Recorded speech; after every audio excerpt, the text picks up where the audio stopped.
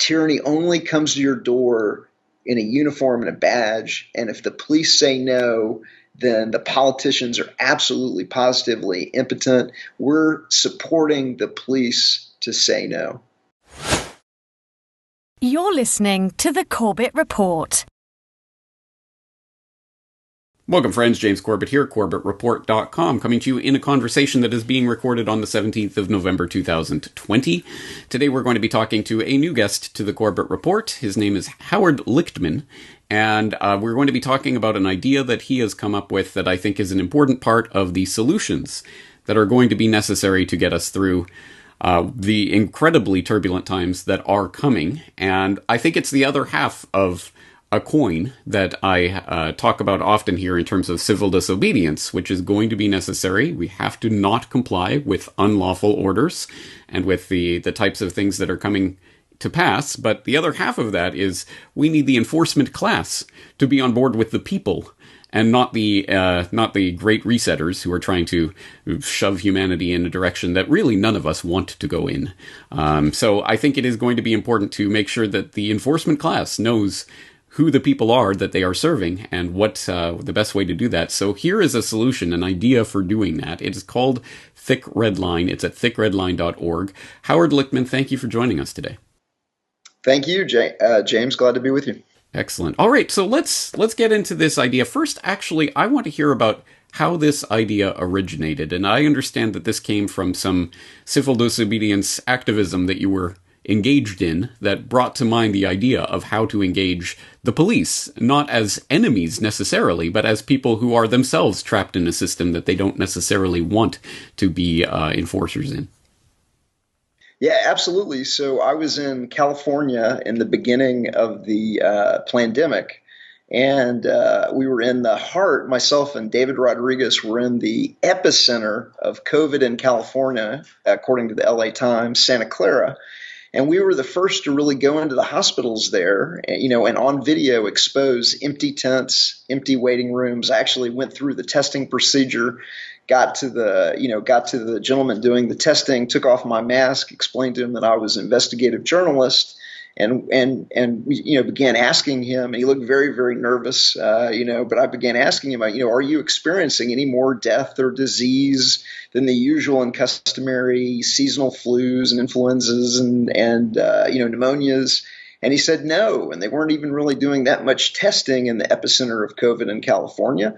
We talked to other employees that were openly speculating that it was a hoax. We also went into a Dominican hospital in Santa Cruz, California, where we found empty tents, empty waiting rooms as well. And right after that video went out, they took down the tents the next day. And so we knew that the government and the media wasn't being truthful about what was going on with COVID. They were exaggerating the lethality. They were exaggerating the communicability. And so we began organizing resistance in Santa Cruz and in the, San Jose area. And in Santa Cruz, we went to a meeting of kind of 10 friends that had got together, also didn't believe what the government and the media was telling them about COVID. And we helped them begin organizing resistance. And the next week we had 20 people, and the next week we had 35. And we were, marching through the streets of Santa Cruz with a bullhorn going, "It's just the flu, people. It's just the flu." And explaining to them, giving them some, understanding of what was really going on.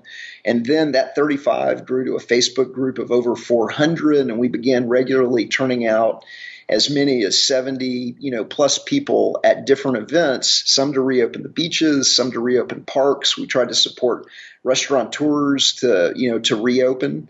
And, we would go out in force, 70 people. We'd say, "We are reopening this beach." And we'd all step forward on the beach, and they'd, close the beach because, from 11 to 5, because that's when the COVID is active. It's not active, in the morning and then late evening. But, we'd go out at noon or 1 or 2 or whatever time it was, and the police would come, and the police would say, "You've got to get off the beach." And we'd say, "We're not getting off the beach." And we wouldn't argue the Constitution. We'd argue our natural law, rights, that the government doesn't own the beach. There was never a moment where the government took over the ownership of the beach in the world, kind of a thing.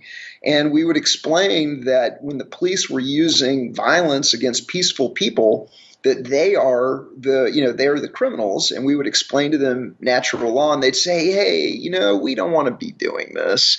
We like going to the beach. We like having bonfires. What are we supposed to do? And I had a little bit of an epiphany, and because I've watched them get hammered down when they stand up, individually, like Greg Anderson did in Washington State.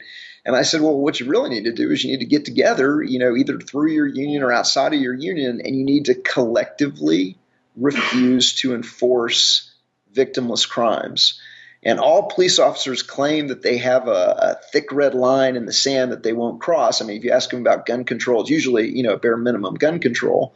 And so what we did is we said, well, really the logical and the moral place you need to draw the line is no victim, no crime. That is peace and equal rights for all. And you could see that they liked that idea. That was really, they were really thinking about it. And so then it kind of grew from there. One of my friends said, hey, I'll pay for a website. We began building a website. And then about 2 weeks ago, we launched. We raised over $1,000 in less than a week. And tomorrow we're announcing a major gift of $5,000 in Bitcoin Cash from Roger Ver. And so we're off to the races, and we're trying to recruit sheriffs, police chiefs, deputies, and officers to collectively refuse to enforce victimless crimes. Such an important idea, such a simple idea, such a powerful idea. And I think it speaks to the fact that although sometimes we can forget it, depending on what side of that red line we're standing on, but these cops are humans as well.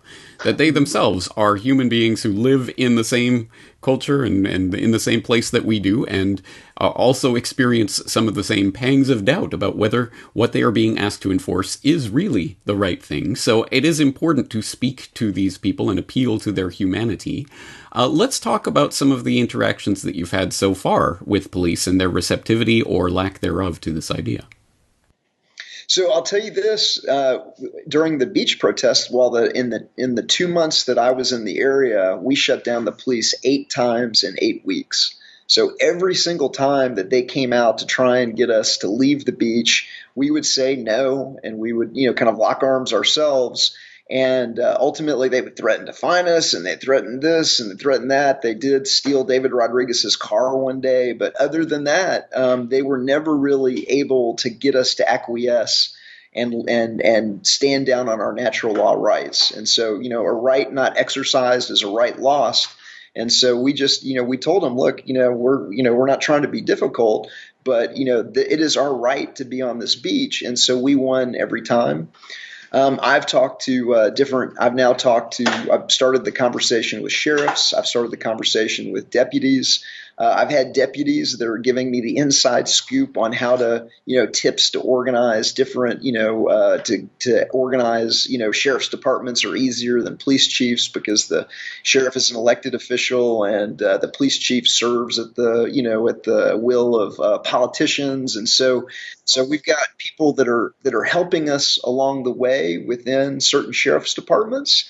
And I've talked to sheriffs that are actually thinking about it. One in particular, I don't want to give a name out yet, but that's been very interesting. And another thing is, and you'll find this on our press release when we announce, but we actually have on our board of advisors an alderman from the city of Vergennes, Vermont, who gave us a great quote. He said, I don't want our officers wasting their time on victimless crimes. I want them focused on real crimes with real victims.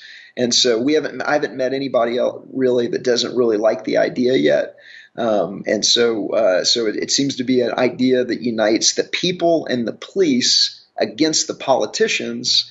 And it really is the politicians that are trying to force the police to use violence and be immoral to either raise revenue or to, engineer social engineering or, what I would call economic warfare based on, disease models that have already proven to be flawed and incorrect.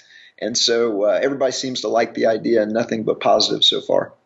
That's very good to hear, because I think this speaks to the way that we are trapped in by ideas and narratives that can be blown over it with a strong gust of wind if we actually try. For example, I think that the police and the sheriffs and all these people are trapped in their own narrative of, oh, well, there's nothing we can do. We don't want to enforce these laws, but we have to.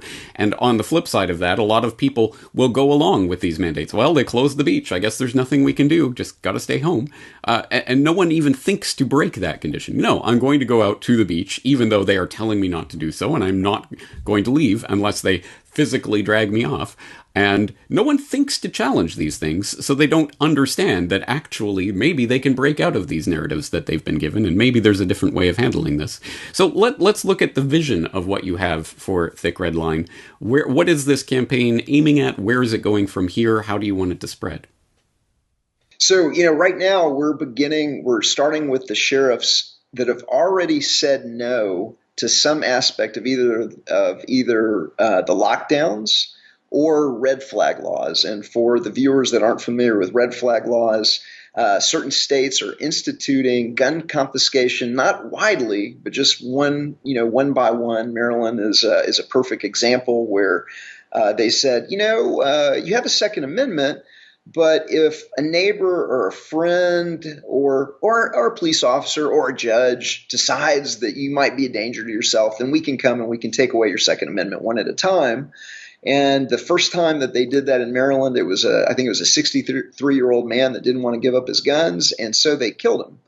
And they've now done 300 plus red flag law raids on different individual gun owners in the state of Maryland, including no-knock SWAT team raids. And in one of those no-knock SWAT team raids, a 20-something libertarian activist was shot dead in his bed while sleeping during this no-knock SWAT team raid. And so there have been sheriffs that have already said, we're not going to enforce red flag laws. We're not going to force these lockdowns. And so we're starting with them.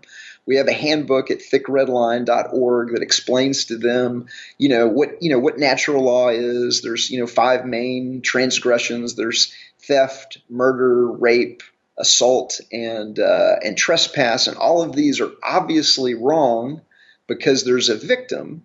And the word right, everybody says, I have a right to this, I have a right to that. Well, many people don't understand that the word right also comes from the natural law tradition, and a right is anything that's not a wrong. And so if you're not hurting somebody else, then you have a right to be doing whatever it is that you want to do, as long as you're not hurting somebody else. And when the police come and, because a politician wrote it down on a piece of paper, they use violence against overwhelmingly peaceful people, they become the criminals because they're actually committing a wrong, and they have to deal with the karma of that, even if it doesn't come immediately. And so, not only would this end the lockdowns and end the war on people that is called the war on drugs, but it would also save the taxpayers billions, and it would break the backs of drug cartels and pimps. It would keep hundreds of thousands of peaceful people out of for-profit prison where they're frequently forced to work as slave labor. But finally, it would restore respect to the police.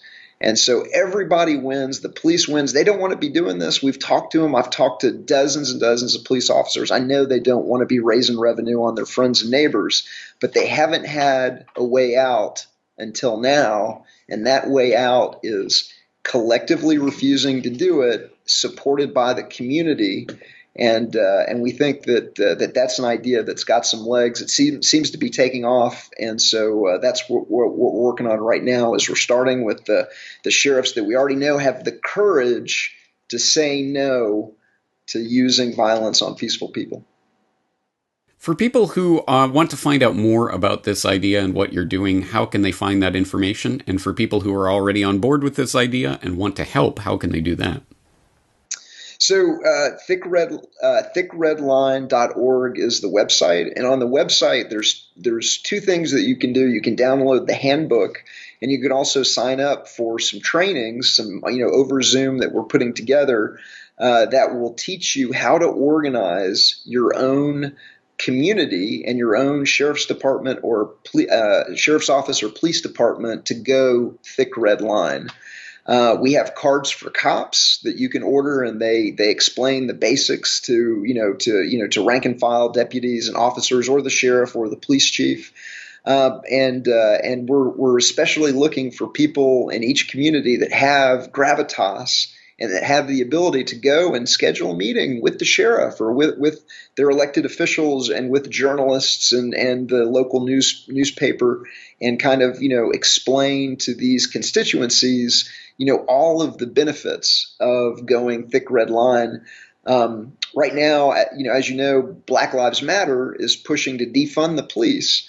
And while we share Black Lives Matter's frustration with police abuses, we are excited to let them know that there is a much better solution that doesn't throw cities and towns into turmoil because it, immediately ends any kind of armed protective services that are available in the city, but achieves the exact same outcome with all of these other, benefits that just defundment doesn't achieve. And so we've got some trainings, we've got some cards for cops, and you can find it all at thickredline.org. That's awesome. I very much am excited about this idea and hope that it develops from here. And I know that most of my audience will be on that side of people who are subject to these laws or these rules that are being handed down from on high and enforced by people who may not necessarily even want to enforce them. So I want to stress again that this is a narrative that people are trapped in, and you don't know who is on your side until you actually stand up to it. And you will be locked inside your own mental prison, first of all, before you're locked inside your home. But let's address, actually, finally here, let's address the people on the other side of that coin. For any people in positions of enforcement who may be in the audience, what would you say to them directly about this idea? I would, first of all, I want them to understand that we're trying to help them. I have friends that are police officers that are good people that signed up, and I don't think that they understood what they were getting into, when they took the job. And now the politicians are leaning on these guys, to do more and more tyrannical things. I mean, it's, when a lot of people signed up, they didn't have red flag laws, they didn't have lockdowns, and now they're talking about potentially mandatory vaccinations. And so the police are now looking, for a way out. And so this is a way out that allows them to keep their jobs, restores respectability, but at the same time ends the violence and ends the kind of the practices that are causing racial and societal division in our cities and in our towns.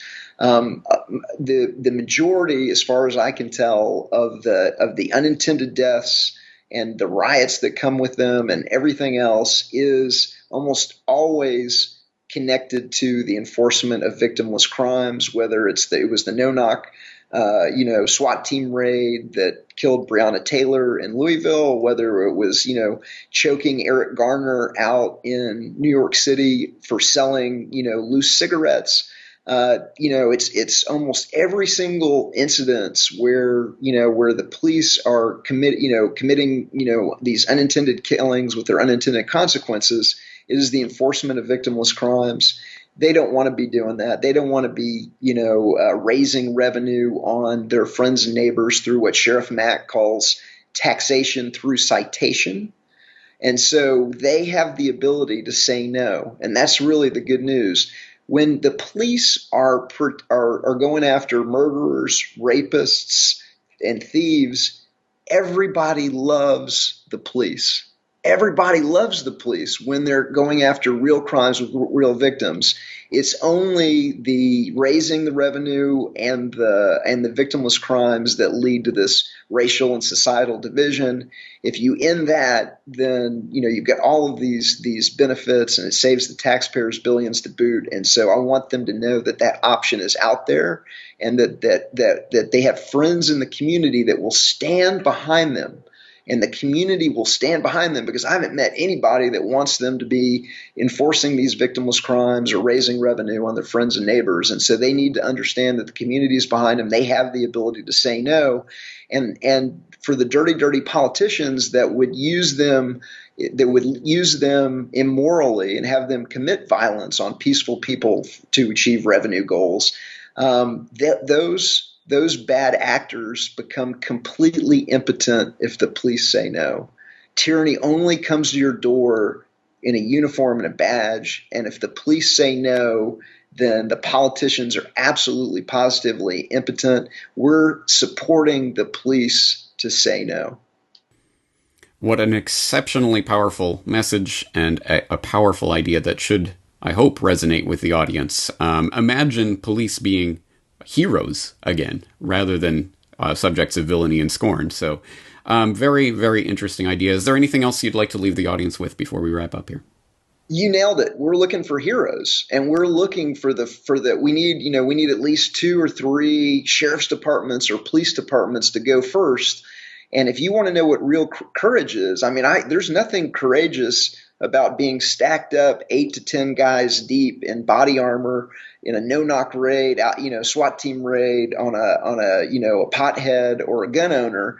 I don't call that courage. What I call courage is standing up against these politicians and saying, hey, we're not going to do it, supported by the community. That's real courage. We're looking for the first couple of heroes that want to go first, and I lean on your audience to help us identify those sheriffs, police chiefs, deputies, and officers that have the courage to go first, because that's what the world needs at this time. And hopefully this is an idea that doesn't just stay contained in the United States, but spreads out across the world. Because if the enforcement arm of the politicians say no, that could be something that could go global. And so we're looking for people to take it global as well. We're looking for heroes. Please help us find those heroes. Howard Lichtman, thickredline.org. I hope people will check out the site and see if there's a way that they can get involved with this idea. And we're going to leave it there for today, but I hope you can join us again to update us on this idea as it develops. Thank you again for your time. Thanks, James. I appreciate it.